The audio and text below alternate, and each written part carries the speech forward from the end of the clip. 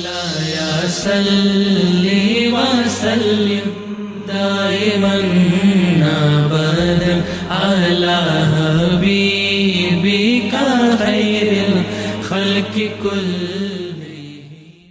भाभी रोज मुझसे ताजा मछली मंगवाती, मगर उस वक्त मुझे बहुत हैरत होती जब भाभी सारी मछली बगैर पकाए ही अपने कमरे में ले जाती और जब बाहर निकलती तो लंगड़ा लंगड़ा कर चलती और कहती कि मछली बहुत मजे की थी। एक दिन भाभी का राज जानने के लिए मैंने अपनी बहन को भाभी के कमरे में छुपा दिया। कुछ देर बाद जब बहन लगड़ाती हुई बाहर निकली तो मेरी जान निकल गई। शाइस्ता भाभी ने मुझसे 1 किलो मछली मंगवाई थी। मैं जैसे ही वो मछली लेकर घर पहुंची, भाभी ने शॉपर मुझसे उचक लिया और अपने कमरे में चली गई। मैं हक्का भक्का सी रह गई कि भाभी को क्या हुआ। अभी आधा घंटा ही गुजरा होगा कि मेरे भाई ऑफिस से जल्दी आ गए थे। उनकी तबीयत खराब थी।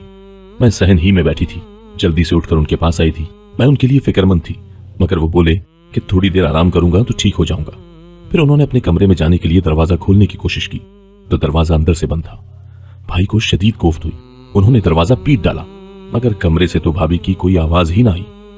भाई ने मुझे घूर कर पूछा, शम्सा कहाँ है और दरवाजा अंदर से क्यों बंद है? मैं घबरा गई। मैं बोली, भाई भाभी तो कमरे में ही है, शायद आंख लग गई होगी उनकी, आराम कर रही हूं। भाई ने जोर जोर से दरवाजे पर दस्तक दी, फिर बोले, शम्सा दरवाजा खोलो, जल्दी करो। लेकिन भाभी ने कोई आवाज न दी।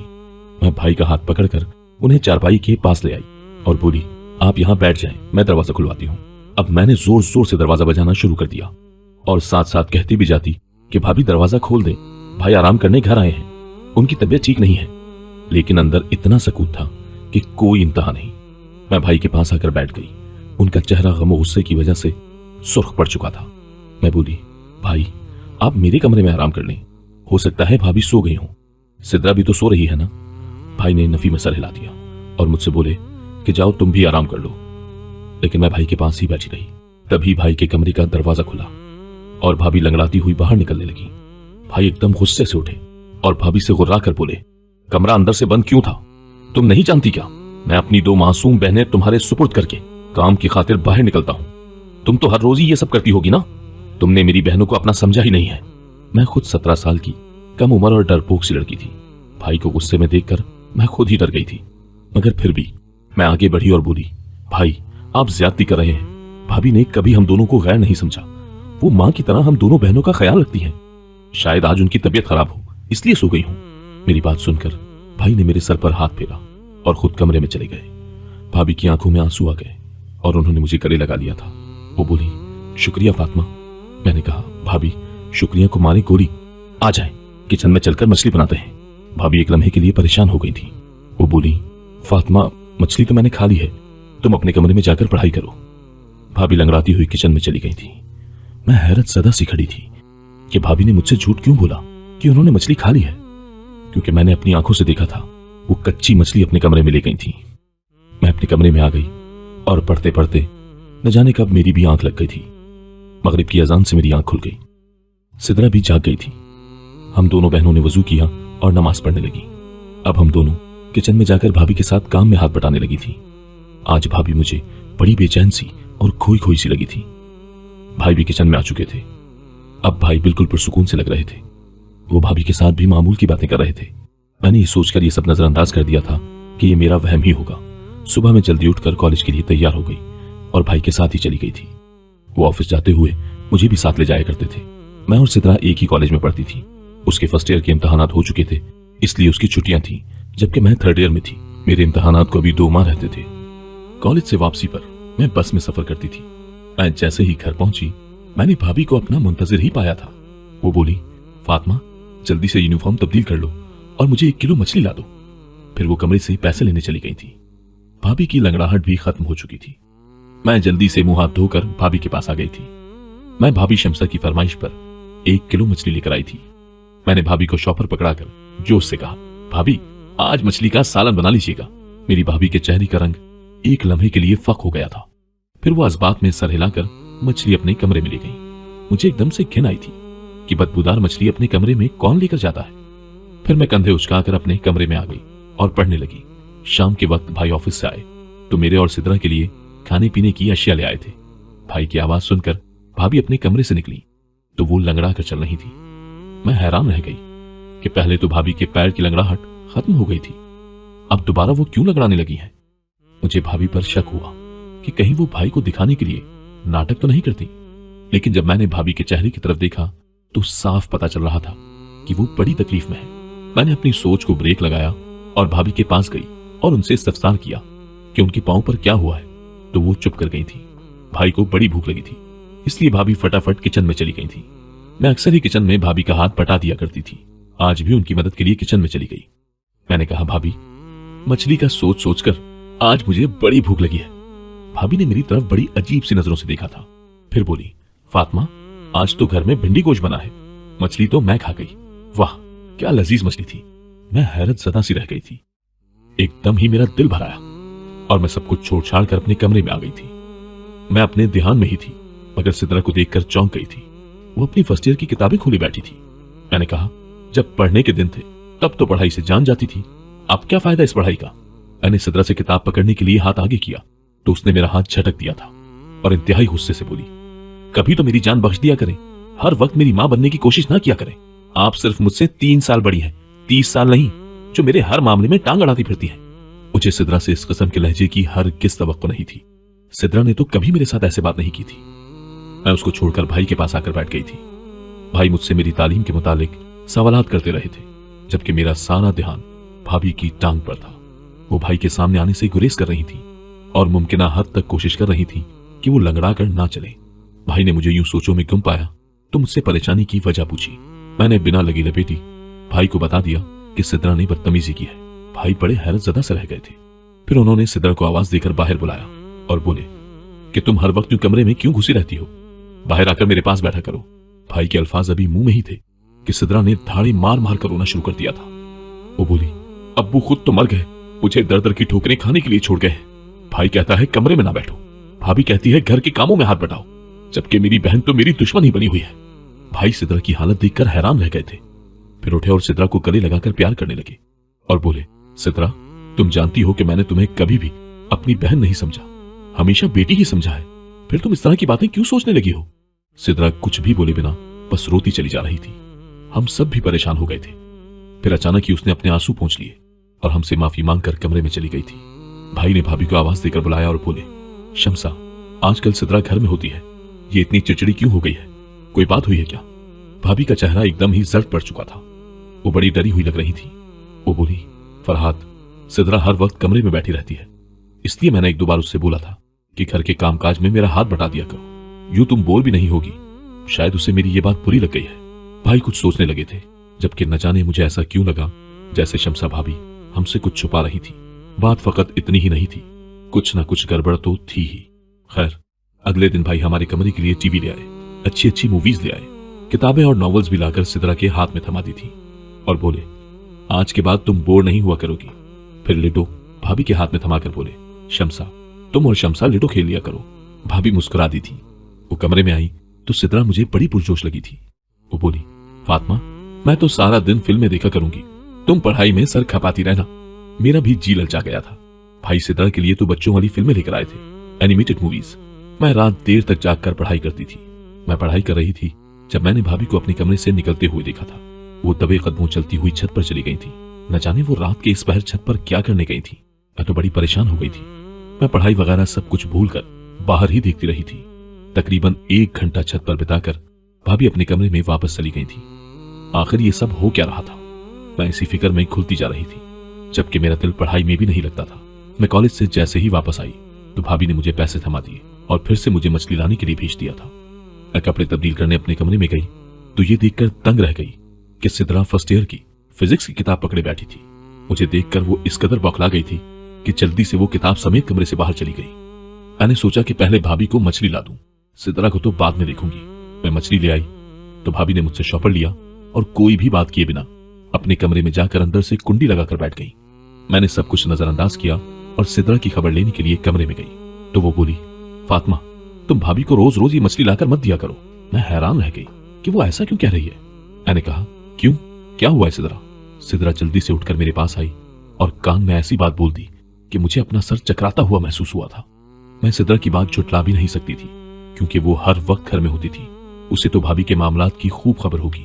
मैंने सिद्रा को कसम देकर मना कर दिया कि वो फिलहाल इस बात का जिक्र किसी से भी ना करे। मैं खुद इस सारे मामले की तहकीक करूंगी, फिर सच सामने आ जाने के बाद ही हम कोई फैसला करेंगे। मैं पढ़ने बैठ गई तो सिद्रा छत पर चली गई थी। पढ़ाई में मेरा दिल बिल्कुल भी नहीं लग रहा था। मैं सिद्रा और भाभी की वजह से बहुत परेशान थी। ये दोनों ही बड़ी अजीब सी हरकतें कर रही थी। मैं अपनी सोचों में गुम थी कि भाभी कमरे से निकल आई और वो लंगड़ा कर चल रही थी। मुझे दाल में कुछ काला महसूस हुआ था। मैंने कहा, भाभी मछली कहाँ गई? भाभी बोली, वो तो मैंने खा ली, बड़ी खुश जायका मछली थी। मैं चुप कर गई थी। भाभी लंगड़ा लंगड़ा कर चलती हुई कामकाज करने लगी थी, जब अचानक मुड़कर बोली, फातिमा सिद्रा कहाँ है? मैंने बताया कि वो तो छत पर है। भाभी का रंग अचानक ही फक हो गया था। वो लंगड़ाती हुई छत की जानिब लपकी थी। मैंने सर झटक दिया और अपनी किताब उठा ली। ये दोनों तो पागल हैं, मुझे भी पागल कर देंगी। लेकिन मेरा दिल पढ़ाई में नहीं लग रहा था। भाभी को छत पर गए हुए बड़ी देर हो गई थी। मैं भी उन दोनों के पीछे ही छत पर चली गई। सीढ़ियां चढ़ते हुए मैं भाभी की आवाज बाआसानी सुन सकती थी। वो सिद्रा को बड़ी बुरी तरह से झड़क रही थी। सिद्रा के रोने की आवाज भी आ रही थी। मेरा दिल अपनी बहन के लिए दुख सा गया था। मैं जैसे ही छत पर पहुंची, भाभी मुझे देखकर डर गई थी। उन्होंने सिद्रा को गले से लगाया और प्यार से बोली, लिडो नहीं खेलोगी अपनी भाभी के साथ? सिद्रा ने भी अपने आंसू पोंछ दिए थे और जबरदस्ती मुस्कुराने की कोशिश करने लगी थी। मैं उन दोनों को हैरत से देख रही थी। मैंने सिद्रा का हाथ पकड़ा और उसे खींचते हुए अपने साथ नीचे ले आई थी। उसे कमरे में लाकर मैंने पूछा, भाभी तुम्हें क्यों झड़क रही थी? सिद्रा घबरा गई और बोली, नहीं तो भाभी मुझे क्यों झड़केंगी, बल्कि वो तो मुझसे बहुत प्यार करती हैं। मैं कुछ सोचकर चुप कर गई थी। मैंने कहा, सिद्रा मुझे तुम्हारी मदद की जरूरत है। मैं भाभी का राज जानना चाहती हूँ। उस दिन तुमने मुझे जो बात बताई थी वो सिर्फ तुम्हारे वहम पर ही मबनी थी, लेकिन मैं चाहती हूँ कि तुम मुझे मुकम्मल सबूत लाकर दो। कल जब मैं भाभी को मछली लाकर दूंगी तो तुम उनके कमरे में छुप कर देखना कि वो मछली कैसे खाती है और फिर लंगड़ा कर क्यों चलने लगती है। मेरी बात सुनकर सिद्रा एकदम से मुस्कुरा दी थी। वो बोली, फातिमा मैं तुम्हारा साथ दूंगी। अगले दिन कॉलेज से वापसी पर मैं अपने जहन में सारा लायामल तरतीब देने लगी थी। घर पहुंची तो मैंने भाभी को अपना मुंतजिर ही पाया था। वो बोली, फातिमा जल्दी से मछली ला दो। मैं मुंह हाथ धोने के लिए कमरे में चली गई और सिद्रा को भी समझा दिया कि जैसे ही भाभी को आवाज देकर बुलाऊंगी तुम उनके कमरे में जाकर छुप जाना। उसने हामी भर ली थी। मैंने भाभी को आवाज दी और बोली, भाभी मछली अब महंगी हो गई है, थोड़े पैसे और देने पड़ेंगे। भाभी मुस्कुरा कर बोली, तो फिर क्या हुआ, मैं अभी लाकर देती हूँ पैसे। इतनी देर में सिद्रा भाभी के कमरे में जाकर छुप गई थी। मैं मछली ले आई थी। भाभी ने खुशी खुशी वो मछली मुझसे ले ली और अपने कमरे में चली गई। मैं बाहर सहन में जले पैर की बिल्ली की तरह चक्कर पर चक्कर काट रही थी। 1 घंटे बाद भाभी के कमरे का दरवाजा खुला और वो लंगड़ाती हुई कमरे से बाहर आ गई थी। वो किचन में चली गई तो सिद्रा भी उनके कमरे से निकल आई थी। ये देखकर तो मैं दंग ही रह गई थी कि सिद्रा भी आज लंगड़ा कर चल रही थी। मैंने सिद्रा को बाजू से थामा और जल्दी से पूछा, सिद्रा बताओ मुझे क्या मालूम हुआ तुम्हें? सिद्रा बड़ी परेशान सी लग रही थी। वो बोली, फातिमा मैंने तो तुम्हें पहले ही बता दिया था कि भाभी हमसे छुप छुपाकर घर से निकलती है, मगर तुमने यकीन ही नहीं किया था। तुम्हें मालूम है क्या, वो खिड़की बड़ी तंग सी है, उससे निकलते हुए पैर पर चोट लग जाती है, इसीलिए भाभी लंगड़ा कर चलती है। मैं भी उस खिड़की से निकलकर भाभी के पीछे जाना चाहती थी, मगर इस चोट के बाइस मैं ऐसा ना कर पाई। मैंने सिद्रा को कसम दी कि वो भाई से इस बात का जिक्र न करे। वो बोली, मैं पागल तो नहीं हूं जो भाई का घर उजाड़ने का सोचूंगी। मैंने सिद्रा को एक किताब थमा दी और बोली कि तुम इसका मुताला करो। मैं उसका नन्हा सा दिमाग दूसरी जानिब लगाना चाहती थी, जबकि मैं खुद इसी शशोपंज में मुब्तला थी कि भाई को भाभी के मुतालिक बताऊं या ना बताऊं। भाभी हमारे साथ तो बहुत अच्छी थी, मगर वो मेरे अकलौते भाई के साथ बेवफाई कर रही थी। यही बातें सोचते सोचते मेरी आंख लग गई थी। न जाने कितनी देर मैं सोती रही। जब मैं भाई के चीखने चिल्लाने की आवाज से उठ बैठी थी, या अल्लाह खैर, मेरी तो जान ही निकल गई थी। मैं भाग कर निकली तो सहन में भाई, भाभी और सिद्रा को देखा। मुझे लगा सिद्रा ने भाई को भाभी की हकीकत बता दी है, जभी तो वो उन पर गुस्सा कर रहे हैं। मुझे देखकर भाई गुस्से से बोले, फातिमा मैं तो तुम्हें बहुत अक्लमंद समझता था, मगर तुमसे ये नहीं संभली। भाई का इशारा सिद्रा की जानिब था। मैं जल्दी से आगे बढ़ी और बोली, भाई हुआ क्या है? भाई की आंखों में आंसू आ गए थे। वो बोले, तुम सिद्रा से सिर्फ मुझे ये मालूम करके बता दो कि छत पर कौन था जो इससे मिलने आया था। मैं एकदम ही कपकपा गई थी। मैंने जोर जोर से नफी में सर हिलाया था। मैं बोली, नहीं भाई, हमारी सिद्रा ऐसी नहीं है, जरूर आपको कोई गलतफहमी हुई होगी। भाभी भी आगे बढ़कर बोली, फरहाद आप बिला सबब इतना गुस्सा ना करें, बच्ची है, सुधर जाएगी। भाई अब भाभी को घूर रहे थे। वो बोले, मैंने शादी के अव्वल रोज ही तुम्हें कह दिया था कि ये दोनों लड़कियां फकत मेरी बहनें ही नहीं हैं, बल्कि मैं इनको अपनी बेटियां समझता हूं। तुम मां बनकर इनकी तरबियत करना। ये तरबियत की है तुमने इनकी? मैंने सिद्रा का हाथ थामा और उसे अपने साथ कमरे में ले गई थी। मैंने सिद्रा से पूछा, तुम मुझे सब कुछ सच बता दो, कि आखिर बात हुई क्या है। वो रोते हुए बोली, भाभी चाहती है कि हम दोनों उनके शौहर का घर छोड़कर चली जाएं, इसीलिए वो ये सब करके हमें हमारे भाई की नजरों से गिराना चाहती है। सिद्रा की बात ने तो मुझे अंदर तक हिलाकर रख दिया था।